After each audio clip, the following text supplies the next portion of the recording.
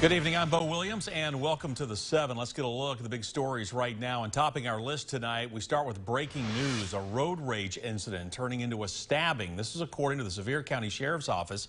We don't know the status of the victim or how exactly it began. Now, the stabbing reportedly happened on Chapman Highway right around 4 o'clock. This is near Y Drive. A man left the scene in what deputies believe was a silver 4-door Toyota Tundra. Anyone with information is asked to call 865-774-3937. And we have more breaking news right now. The westbound side of I-40 shut down in Loudoun County. It's because of a burning tractor trailer. You are looking at video from the TDOT SmartWay cameras. The fire is at the Oak Ridge exit near the intersection with Highway 321. Now, the video you're seeing is from just a few moments ago. Firefighters, Loudoun County deputies, state troopers called out to the scene about 45 minutes ago. You can see the backup. THP posted some of these pictures to Twitter, and you can see the flames coming from the trailer and water being poured onto it. Now, we don't know what caused the fire, but again, traffic is backed up between the 40-75 split with westbound lanes closed because of that fire. We'll stay on top of it for you. Well, since the pandemic began, we've heard the grim predictions for 2 years now of what the combination of mask mandates, event cancellations, and the possibility of a life-threatening virus can do to our mental health. Now we're getting to see how those notions bear out in our community. Knox County commissioners released a report put together by the Mental Health Association of East Tennessee. They're calling for a gut check to look at what's going well and what needs work in the state of mental health in Knox County. Ben Harrington, the CEO of the Mental Health Association of East Tennessee, combed through pre- and post-pandemic data. It shows that COVID made a mark. Would always talk about 1 person in 5 in Knox County needs mental health care, and that's changed, and it changed parallel track along with the surge of COVID. And as COVID went up, the number of people with anxiety and depressive symptoms went up too.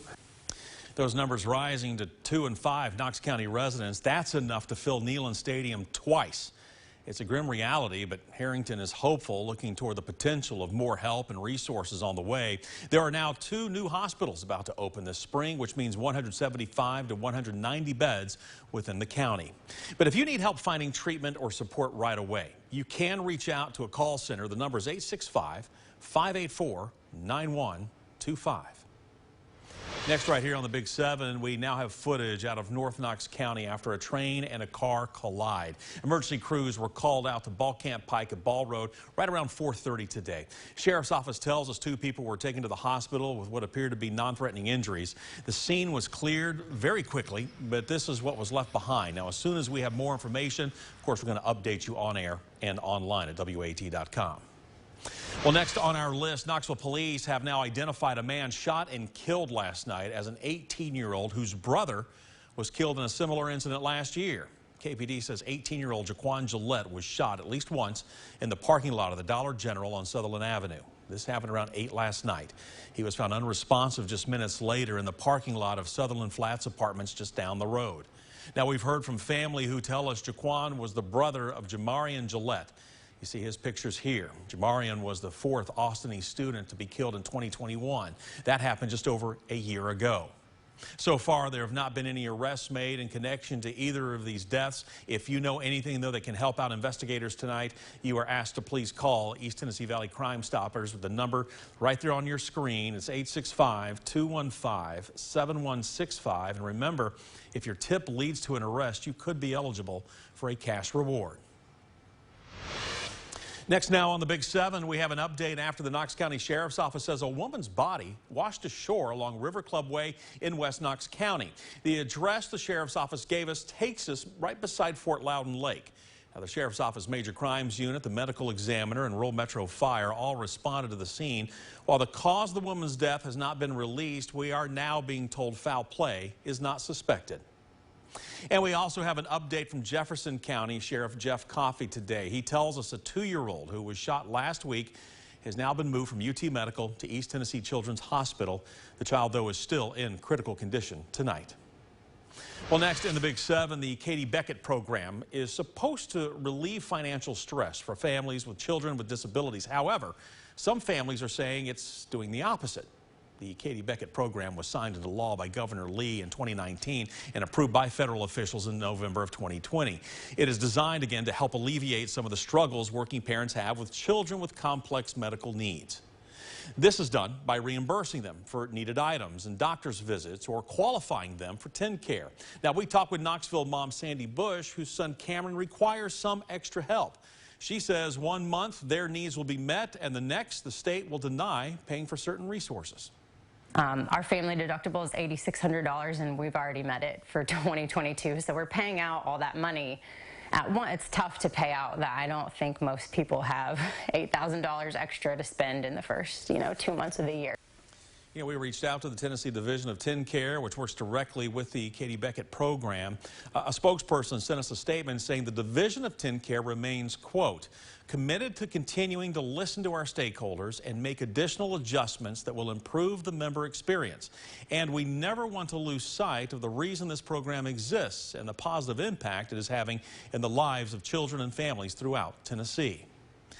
Well, next in the Big Seven, the Tennessee State House just passed a bill making it easier for schools to ban books that school boards deem obscene. If the state Senate also passes the bill, it will prohibit school districts from making, quote, obscene materials or materials harmful to minors available to students. Now, the bill also threatens to withhold education funding and slap public school librarians with a Class A misdemeanor or a Class E felony if orders to remove them are not followed. The House's vote yesterday shifts action to the Senate, where the bill's fate is less certain after multiple delays. Moms for Liberty, Tennessee Stands, these organizations that are showing up at school boards who don't have kids in public schools. Most of them don't have kids in public schools. But they're ginning this up for political reasons and to get their money in the public school pot that drains the public tax dollars away and sends them to charters and vouchers. If the bill passes in the Senate, a book would automatically be removed for 30 days if there are objections. Now, the bill passed the State House 63-24, and the Senate has already passed the companion bill out of the Education Committee. Rounding out today's Big Seven with a salute as we honor National Vietnam War Veterans Day.